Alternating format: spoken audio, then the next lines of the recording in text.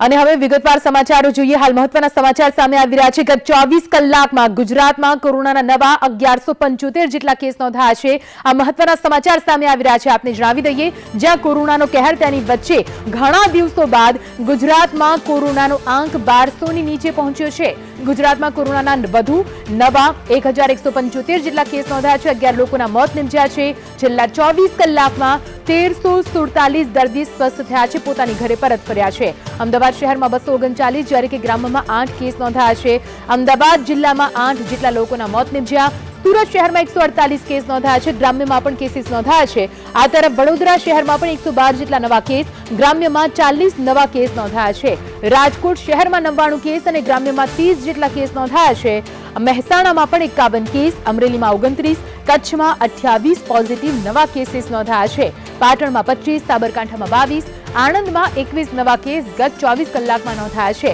પણ રાહતની વાત એ છે કે ઘણા દિવસો બાદ ગુજરાતમાં કોરોનાના નવા કેસોનો જે આંક છે તે 1200ની નીચે પહોંચ્યો છે, જે એક રાહતના સમાચાર કહી શકાય।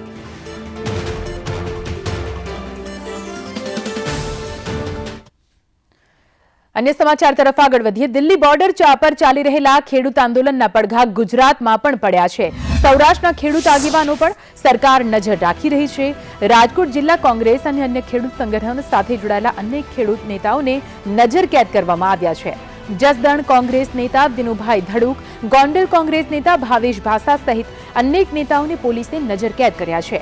લોધિકા, જેતપુર, ધોરાજી, ઉપલેટા સહિતના તાલુકાઓના ખેડૂત નેતાઓ આંદોલનમાં જોડાય તે પહેલા જ તેમને નજરકેદ કરી લેવામાં આવ્યા છે। હેરાનગતિ એ ખબર નથી પડતી કે ગુંડાઓ તો આ ભાજપમાં છે કે કોંગ્રેસમાં। આજે લગ્ન જેવો પ્રસંગ હોય, અમે કાયદામાં રહી 100 માણસની અંદર આજે મારે પોતાના લગ્ન હોય અને લગ્નમાં પણ હું ન જઈ શકું, એવી રીતે ગઈ રાતથી મારી ઉપર હોચ રાખેલી ગુલામી રહેવા દો, આ વેપારીકરણ રહેવા દો। આ દેશની જનતા ખૂબ પીસાય છે અને કોઈ પણ સંજોગોમાં અમે તો અમારામાં જ્યાં સુધી જો મને જુસ્સો, અમે લોકોના પ્રશ્ન ઉઠાવતા રહેશું, લોકોની સાથે રહેશું। આજે દિલ્હીની અંદર ખેડૂતનું આંદોલન હાલી રહ્યું છે, તેમાં સરકાર તરફથી કેન પ્રકારે આ આંદોલનને રોકવા માટે રાજકોટ જિલ્લાના ખેડૂત આગેવાનો, જેમાં વિનુભાઈ ધડુક તરીકે મારી પોલીસ નજરકેદ કરી અને આંદોલનના પ્રયાસોને રોકવા માટેના પૂરતા પ્રયત્નો કરવામાં આવેલ છે। તેમજ હાલની જે રાજ્ય સરકાર અને કેન્દ્ર સરકાર તરફથી ખેડૂત પર તાનાશાહી થાય છે। મહેસાણાની દૂધસાગર ડેરીના પૂર્વ ચેરમેન વિપુલ ચૌધરીની ધરપકડને તેમના સમર્થકોએ અયોગ્ય ગણાવી છે। ખેરાલુ પૃથ્વી પ્લાઝા માર્કેટમાં સતલાસણા અને ખેરાલુ દૂધ મંડળીના આગેવાનો તેમજ સમર્થકોએ મોટી સંખ્યામાં એકઠા થઈ વિપુલ ચૌધરીની ધરપકડનો વિરોધ નોંધાવ્યો હતો। તો મહેસાણાથી સૂચના મળતા જ ઉત્તર ગુજરાતની તમામ ડેરીના બ્લોક પર વિપુલ ચૌધરીના સમર્થનમાં મીટિંગો કરવામાં આવશે। તમામ તાલુકાના સેન્ટર પર વિપુલ ચૌધરીના સમર્થકો મીટિંગો કરશે, જેમાં ખેરાલુ સતલાસણાના દૂધ મંડળીના મતો મેળવવા માટે એડી ચોટીનું જોર લગાવવામાં આવી રહ્યું છે।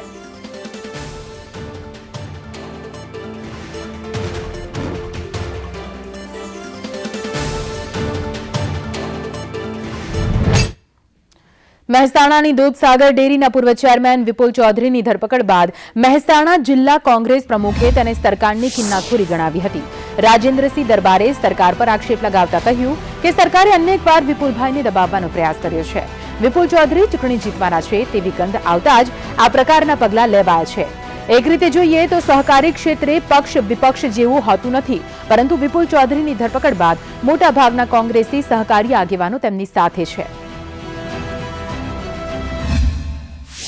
સરકારની સ્પષ્ટ કિન્નાખોરી દેખાય છે। આમાં વર્ષોથી વિપુલભાઈને દબાવવાના ઘણા બધા સરકારી પ્રયત્ન કરેલા હતા અને ખોટા કેસો કરી અને ચૂંટણી જીતવાના સમયે એમને ગંધ આવી ગઈ કે ડેરીની ચૂંટણી વિપુલભાઈ ઉપર ગમે એટલા કેસ થયા હશે, પરંતુ લોકો એમની સાથે છે અને એ બીકથી એમણે તાત્કાલિક રાતોરાત એમની ધરપકડ કરેલી છે। એમને અટકાયત કરવી હોય તો મહિના પહેલાં પણ કરી શકો, પણ એમને ખબર હતી હાઈકોર્ટે એમને સ્ટે આપેલો છે, છતાં પણ સરકારની વગ વાપરી અને વિપુલભાઈને જેલ ભેગા કરવામાં આવ્યા છે। નવસારી જિલ્લામાં છેલ્લા 3 દિવસમાં પડેલા કમોસમી વરસાદના કારણે ગણદેવીનો દેવધા ડેમ છલકાયો છે. ડેમના કેચમેન્ટ વિસ્તારમાં પાણીની આવક થતાં ડેમની સપાટીમાં પણ વધારો થયો છે. દિવાળી દરમિયાન ડેમના દરવાજા બેસાડ્યા બાદ ડેમની સપાટીમાં ઘટાડો નોંધાયો હતો, પરંતુ છેલ્લા 3 દિવસમાં પડેલા વરસાદને કારણે ડેમ ફરી છલકાયો છે, જેનાથી ગણદેવી તાલુકાના 12 ગામ સહિત બિલીમોરા નગરપાલિકા વિસ્તારના લોકોને પીવાના પાણીનો ફાયદો થશે.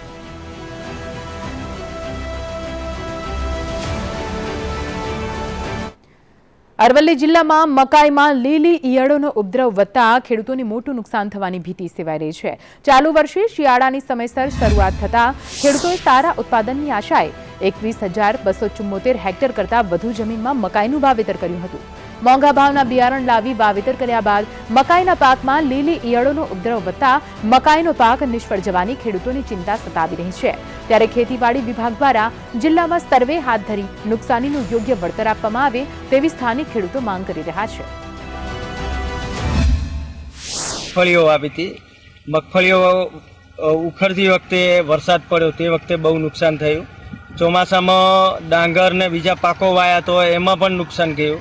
અને હમણાં શિયાળા પાકમાં મકાઈ વાવેલી છે તો મકાઈની અંદર ઈયળોનો ઉપદ્રવ બહુ છે અને મોલોમસી પણ છે. એના લીધે ખેડૂતોને બહુ નુકસાન થયું છે. મકાઈ વાવી છે પણ એમાં ઈયળોને બહુ પડી છે એમાં, અને મોલો મચ્છી પણ ચાલુ થઈ ગયા છે, એમાં વધારે આવે છે, એટલે મકાઈને કાંઈ પાક થાય એવું લાગતું નથી હવે. ને પહેલાં ચોમાસું મકાઈ વાવી હતી એમાં એ ફેલ પડ્યું, અને અત્યારે આ કમોસમી વરસાદને લીધે રોગ પણ વધારે આવ્યો છે. રવિ સિઝનમાં ખેડૂતોએ મોટા પ્રમાણમાં મકાઈનું વાવેતર કર્યું છે. ત્યારે મકાઈના વાવેતરની અંદર ઈયળો તથા મોલોમચ્છી નામના જીવાતનો ઉપદ્રવથી ખેડૂતોને મોટા પ્રમાણમાં નુકસાન થાય તેવી ભીતિ સેવાઈ રહી છે. મહેશ પ્રજાપતિ, સંદેશ ન્યૂઝ, અરવલ્લી. ગીર સોમનાથ જિલ્લાનો તલાલા તાલુકો કેસર કેરી માટે પ્રખ્યાત. વાતાવરણ અને સમય કેરીના પાક માટે સારો હતો, પરંતુ કમોસમી વરસાદે મજા બગાડી નાખી છે. ગીરના મોટાભાગના આંબાના બગીચામાં ફ્લાવરિંગ થયું હતું, જે જોઈને ખેડૂતોમાં હરખ સમાતો ન હતો, પરંતુ કેરીનું સારું ઉત્પાદન થાય તેવી આશા પર માવઠાએ પાણી ફેરવી નાખ્યું છે. વરસાદ થતાં 50% મોર ખરી પડ્યો. કેરીના 40% બગીચાઓમાં ફ્લાવરિંગ થઈ ચૂક્યું હતું, જો કે હજુ 50-60% બગીચાઓમાં ફ્લાવરિંગ આગામી દિવસોમાં થશે, જેના કારણે આ વર્ષે કેરીની સિઝન થોડી મોડી શરૂ થશે. વાતાવરણને મોર તો આ વખતે અમારે દર વર્ષની જેમ આ વખતે આંબામાં ફૂટતો આપણા તાલુકામાં કોડીનારથી લઈને ગીરગઢડા જામવાડા સુધીમાં ફૂટતો એ નિયમ પ્રમાણે એના નિયમિત ક્રમમાં આવી જ જાય છે. પણ વાતાવરણમાં એવા બધી ફેરફાર છે કે વાદળછાયું થઈ જાય છે, ક્યારેક ઝાકળ પડે ક્યારેક ન પડે. હવે આ 2 દિવસથી વરસાદ ચાલુ છે, તો વરસાદને કારણે જો આંબામાંથી મોર પડે તો મોર બળી પણ જાય, અને એ આખતરો મોર બળી જાય તો કેરીની આવક છે તે લોકોને પેલી ખાવા મળે એ ન પણ મળે, અને કદાચ મળે તો મોંઘી પણ મળે. આજે 12મા મહિનાની ફૂટના મોર આવ્યો હતો ને આટલો બધો આનંદ હતો અમને કે આ વખતે અમને આખતેરી કેરી મળશે. પણ ગઈકાલ રાતના 12 વાગ્યાથી જે વરસાદ થયો અમારું બધું ધોઈ નાખ્યું છે સર. અત્યારે તો શું કરવું ને એ અમે નક્કી કરીએ છીએ.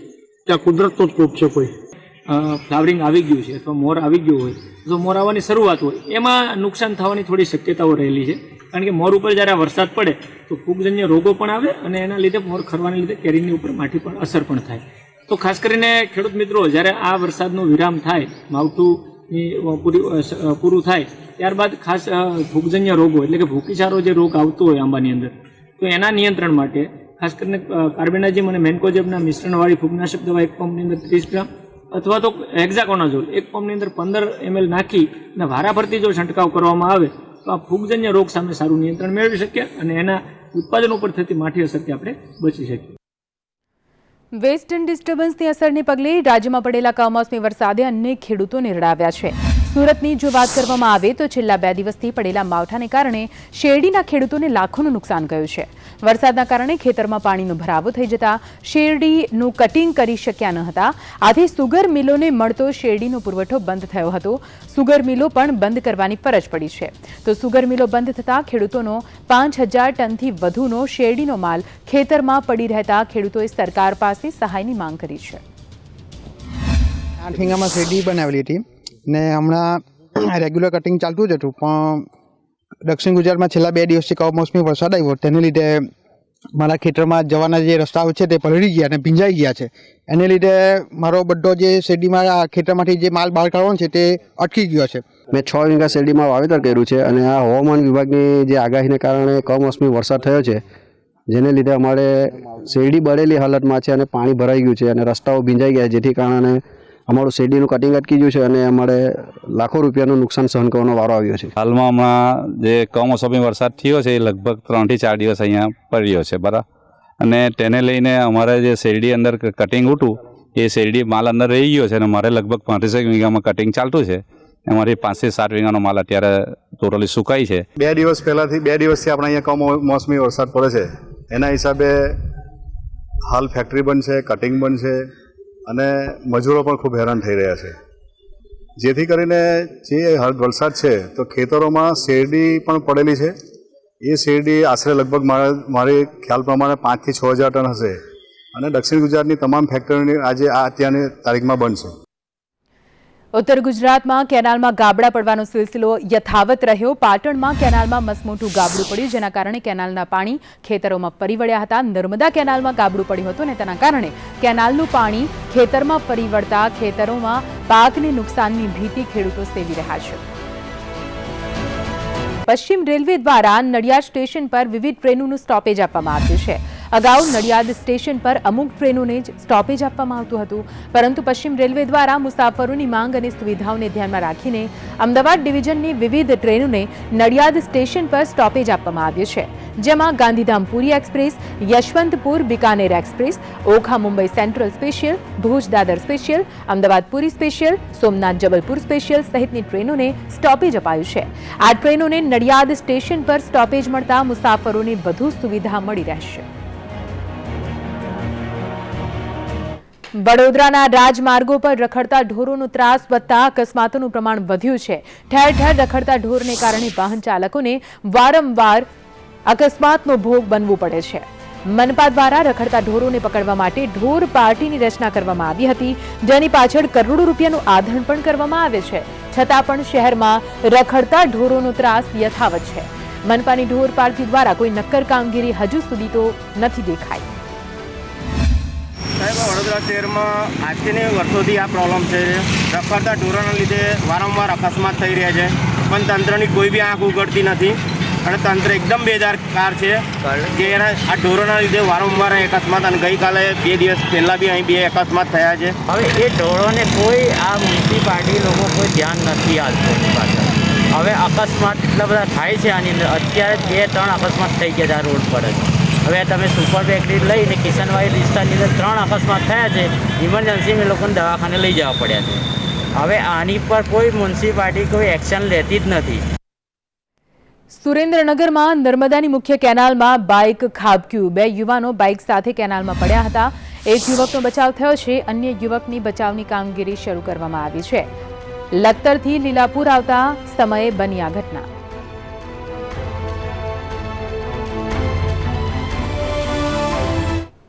જામનગર જિલ્લામાં રસીકરણને લઈને તૈયારીઓનો ધમધમાટ શરૂ થઈ ચૂક્યો છે. જિલ્લામાં પ્રથમ ચરણમાં 50 વર્ષથી ઉપરના વડીલોને રસી આપવામાં આવશે, જેના માટે જિલ્લામાં સર્વેનો પ્રારંભ થઈ ચૂક્યો છે. જામનગર જિલ્લામાં હજુ 3 દિવસ આ સર્વેની કામગીરી કરવામાં આવશે. આમ કુલ 4 દિવસ બાદ રસીકરણ માટે 50 વર્ષથી ઉંમરના તેમજ 50 વર્ષની અંદરના વયના જૂથના અતિ ગંભીર બીમારી ધરાવતા લોકોને પણ રસીકરણની યાદીમાં સાંકળી લેવામાં આવશે. આ માટે જામનગરના વિવિધ વિસ્તારોમાં BLO અને આશા વર્કર બહેનોની ટીમની યાદી તૈયાર કરવા માટે સજ્જ થઈ છે. અરવિંદ હોસ્પિટલમાં જીજી હોસ્પિટલમાં હું દાખલ થયો હતો અને અમારી સારવાર ખૂબ જ સારી રીતે કરવામાં આવી હતી ને હું અહીંયાથી કોરોના પાસ કરીને પાછો જીવિત થયો. આ રસી જે અમને દેવાના છે એ અમને આપશે, તેનો ખૂબ ખૂબ આભાર. ને અમને એ રસીની ખરેખર બહુ જ જરૂર છે. જે સરકારે આ રસી દેવા માટેનું સર્વે કરવાનું ચાલુ કર્યું છે. અમે મતદાર યાદીમાં 50 વર્ષથી ઉપરના નામો કાઢીને અને BLOને અમે આપણા દ્વારે મોકલ્યા છે. BLO જ નહીં પણ સાથે સાથે સરકારના લગભગ દરેક વિભાગના કર્મચારીઓ આ કામમાં જોડાયા છે. સંઘ પ્રદેશ દમણના ડીમાર્ટમાં કોરોના ગાઈડલાઈનના ધજાગરા ઉડ્યા. રવિવારની રજા હોવાથી મોટી સંખ્યામાં ગ્રાહકો અહીં ઉભરાયા હતા. ડીમાર્ટના મોલમાં સોશિયલ ડિસ્ટન્સના પણ ધજાગરા ઉડ્યા છે. લોકો કોરોના ગાઈડલાઈનના નિયમ ભૂલ્યા. મોલના સંચાલકો માત્ર નફામાં રસ હોય તેવું લાગી રહ્યું છે. લોકોને સેનિટાઈઝ કર્યા વગર જ પ્રવેશ આપવામાં આવી રહ્યો છે.